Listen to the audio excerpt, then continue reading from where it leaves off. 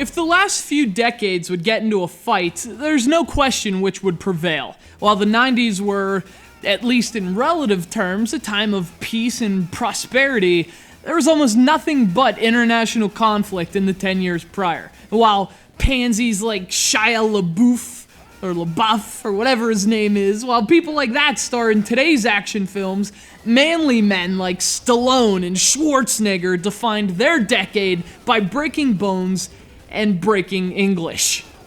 In that decade, that golden era of brutality and machismo, unparalleled in decades since, was the 1980s.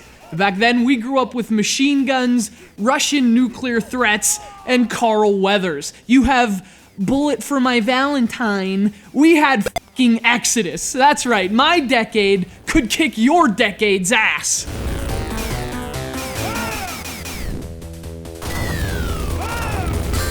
And one of the benefits of the badass tone of the 1980s was the effect it had on the video games of its time. It seemed like the gaming industry's biggest inspirations were guys like John Rambo and Fidel Castro, and those influences were obvious across the medium. Contra, Metal Gear, Russian Attack, I mean, the list goes on, and that list has to include this gem. This is the ultra badass, ultra macho, ultra 80s Guerilla War.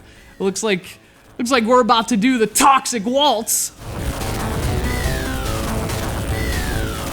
Released to arcades in 1987, Guerilla War was developed and published by SNK. The game was ported to a bunch of platforms in the late 80s, the NES version perhaps the most notable among them, but we're playing the recent PlayStation 3 re-release here. You can actually get this as a PlayStation Mini on the PlayStation Network, and I highly recommend doing so.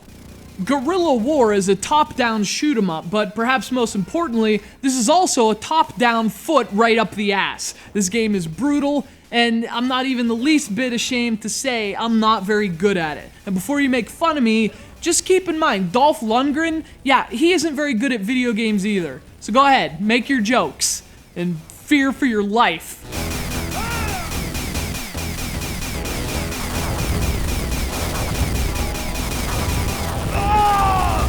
So you play as an unnamed badass on an unnamed mission to take down an unnamed dictator. At least they're unnamed in this American version. Over in Japan, the game's original title was Guevara, and it was explicitly based on the events of the Cuban Revolution.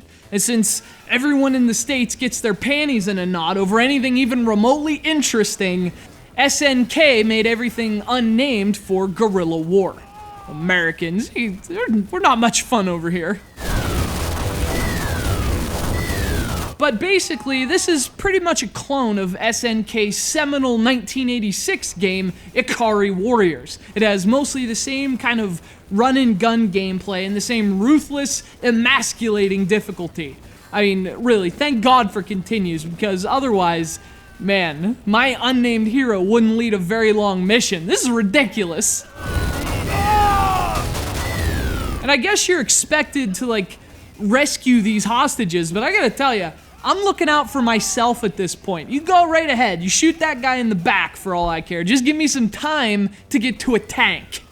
And although it's always been a solid arcade game, it was actually more of a hit on the NES thanks to its cooperative multiplayer and those aforementioned unlimited continues. And if you can find that cartridge, it's really a good one to have, but this PSN re-release is also a real treat to play through. It's tough enough for the hardcore, and all those continues allow even me to get through the mission objectives. This is Guerilla War, and Guerilla War must break you.